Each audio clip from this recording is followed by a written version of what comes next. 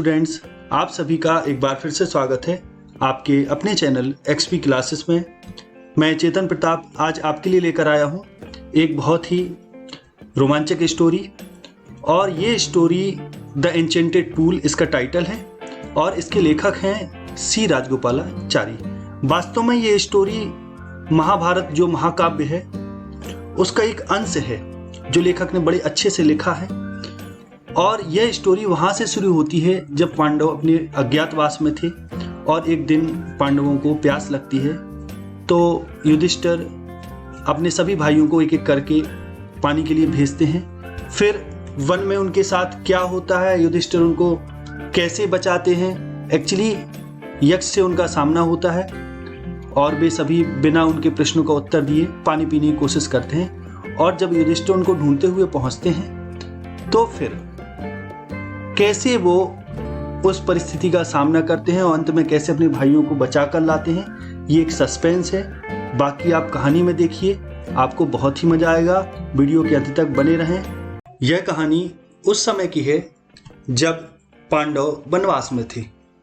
तभी पांडवों में सबसे बड़े युधिष्ठिर अपने सभी भाइयों भीम, अर्जुन, नकुल, सहदेव को एक एक करके पानी के लिए भेजते हैं।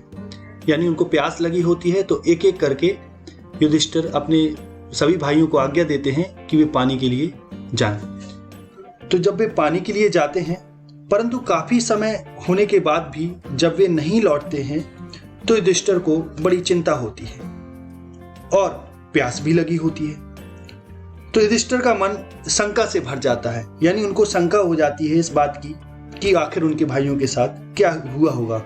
और वे सोचने लगते हैं कहीं ऐसा तो नहीं कि किसी ने उनके भाइयों को श्राप दे दिया हो, या फिर वे अभी भी पानी की तलाश में वन में ही भटक रहे हों, या फिर कहीं मूर्छित तो नहीं हो गए, या फिर कहीं प्यास के कारण मर तो नहीं गए। तो ये सब विचार युधिष्ठिर को परेशान कर रहे थे। तो इन सब विचारों को जब वे सहन ना कर तो उन्होंने वही मार्ग पकड़ लिया जिस मार्ग से उसके भाई गए हुए थे, और वह मार्ग विभिन्न प्रकार के जंगली जीवों से भरा हुआ था, जिसमें भालू, चित्तीदार हिरण, बड़े बड़े जंगली पक्षी थे।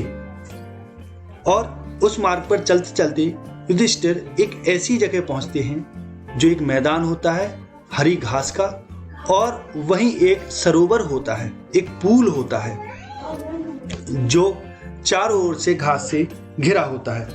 और वहीं वो क्या देखते हैं कि उनके सभी भाई भीम, अर्जुन, नकुल, सहदेव मूर्छित पड़े हैं और बड़े बेहाल पड़े।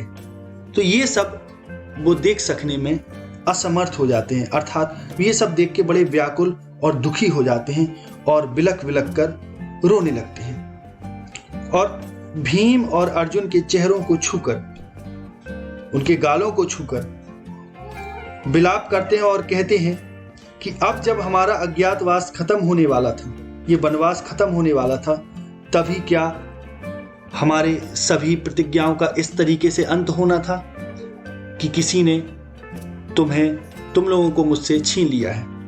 तो इस प्रकार का वो कहते हैं इस प्रकार से, और कहते हैं कि इस संकट की स्थिति में देवताओं ने भी उनका साथ छोड़ दिया और अपने भाइयों के शक्तिशाली अंग, यानी उनके शरीर बड़े विशाल भुजाओं वाले, सभी शक्तिशाली रहते हैं, भीम, अर्जुन सभी। तो उनके शक्तिशाली अंगों की ओर देखकर और वे सोचने लगते हैं कि क्या कोई इतना शक्तिशाली है जो मेरे इतने बलवान भाइयों को मार सकता है? क्या किसी में इतनी सामर्थ्य है? तो इतना सब सोचते हुए अब चूंकि उनको तीव्र प्यास भी लगी होती है, तो आगे कोई अन्य उपाय अपने भाइयों को पुनर्जीवित करने के लिए सोचने के बजाय वो पहले पानी पीना सोचते हैं, पानी पीने की। तो इस तरीके से अपने शक्तिशाली भाइयों को ऐसा पड़ा हुआ देखकर युधिष्ठिर को बड़ा कष्ट होता है और वे सोचने लगते हैं कि क्या कोई इतना शक्तिशाली है जो उनके भाइयों को इस तरीके से मार सके। अब चूंकि उनको प्यास भी बहुत लगी होती है तो पहले वो पानी पीना चाहते हैं, और जैसे ही वो पानी पीने के लिए सरोवर में पानी पीने की कोशिश करते हैं तो अचानक ही उनको एक अदृश्य आवाज सुनाई देती है और वह आवाज उनको सावधान करती है, कहती है कि तुम्हारे भाइयों ने बिना मेरे प्रश्नों का उत्तर दिए मेरे सरोवर से जल पीने की कोशिश की और तुम भी वही गलती दोहरा रहे हो। यदि तुमने मेरे प्रश्नों के उत्तर देने से पहले पानी पीने की कोशिश की तो तुम्हारा भी वही हाल होगा जो तुम्हारे भाइयों की दुर्दशा हुई, वैसा ही तुम्हारा हाल हो जाएगा। तो जब ये शब्द युधिष्ठिर सुनते हैं तो युधिष्ठिर को समझने में देर नहीं लगती कि ये शब्द किसी अन्य के नहीं बल्कि यक्ष के ही शब्द हैं। तो वे पानी पीने से पहले यक्ष से कहते हैं कि कृपया करके आप अपने प्रश्न पूछें। और उन जो भी वो प्रश्न पूछते हैं उन सारे प्रश्नों का उत्तर युधिष्ठिर बड़ी बुद्धिमानी और बड़े साहस के साथ उन प्रश्नों का उत्तर देते हैं। तो पहला प्रश्न क्या पूछते हैं यक्ष कहते हैं, संकट में मनुष्य को कौन बचाता है? तो युधिष्ठिर का उत्तर होता है साहस।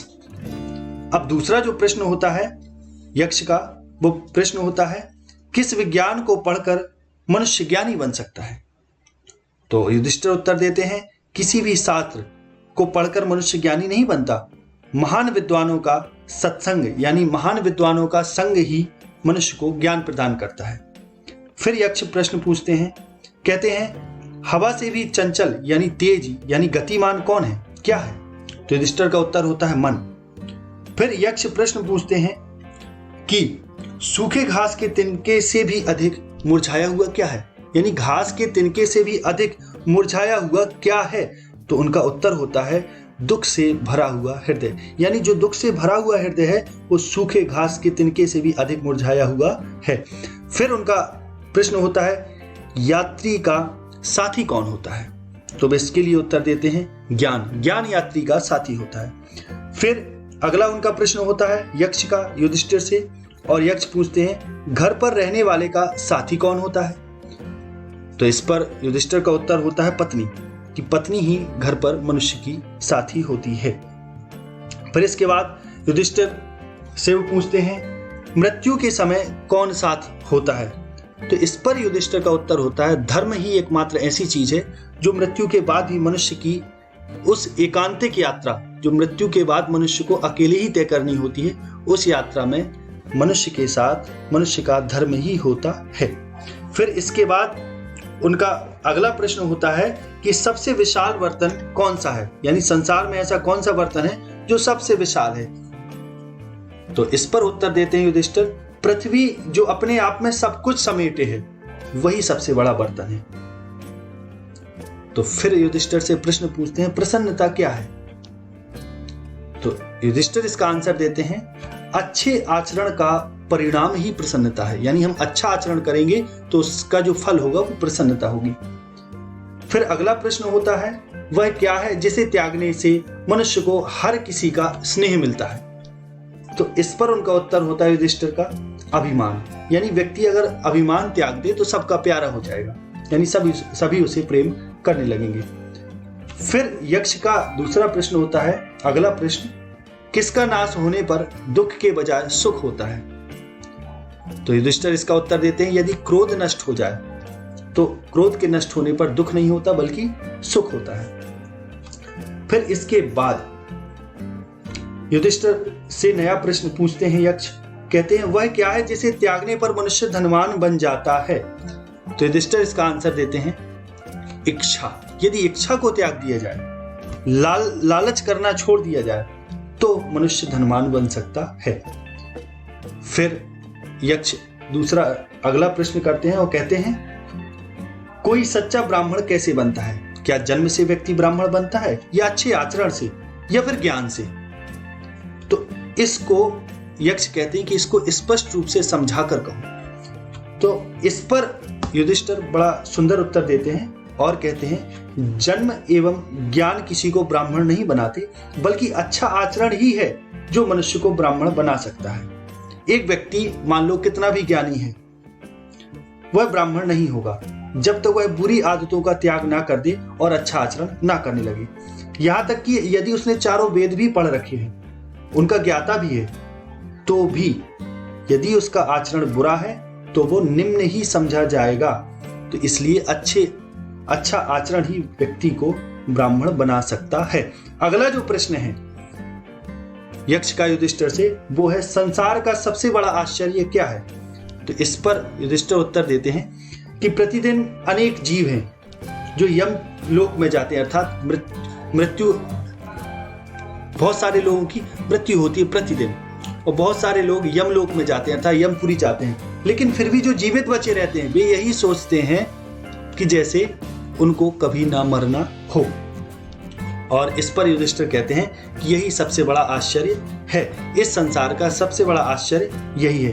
अब अगला जो प्रश्न है, यानी ये प्रश्न नहीं है, ये वास्तव में यक्ष प्रसन्न हो जाते हैं उनके उत्तर से युधिष्ठिर के, और अंतिम पूछते हैं, अंत में यक्ष कहते हैं कि हे राजन, अब मैं आपसे प्रसन्न हूं, आप अपने जो भाई हैं भीम, अर्जुन, नकुल, सहदेव में से कोई एक का जीवन आप मुझसे मांग सकते हैं।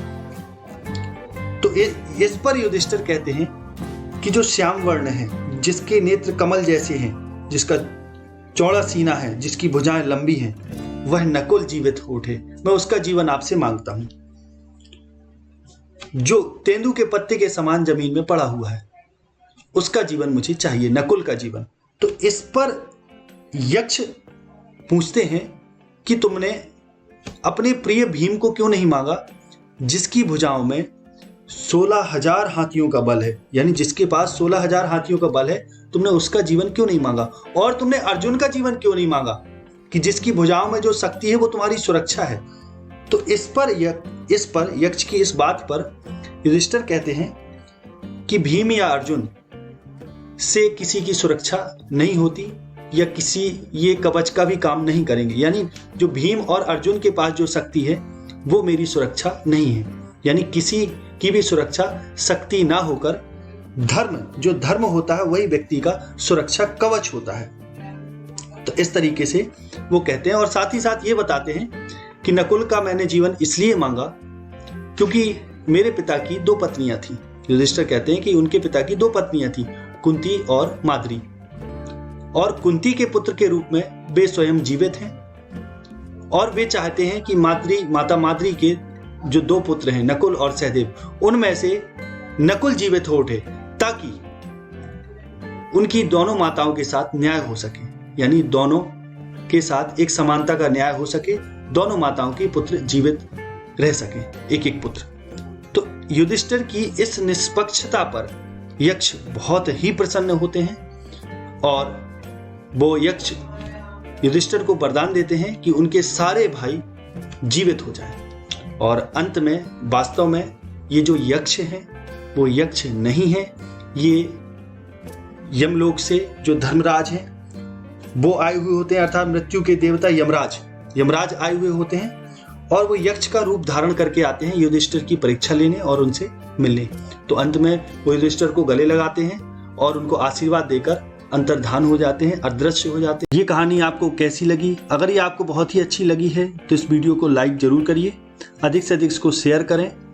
शेयर करने से अन्य स्टूडेंट के पास भी ये पहुंचेगी और वे भी इससे लाभान्वित होंगे। और इस पर आप अपने जो भी कमेंट करना चाहते हो कमेंट करें। अगर आपने अभी तक हमारे चैनल को सब्सक्राइब नहीं भी किया है तो आप चैनल को सब्सक्राइब जरूर कर लें, और अगले वीडियो में मिलते हैं। तब तक के लिए नमस्कार, जय हिंद, जय भारत, वंदे मातरम, हर हर महादेव, जय भवानी।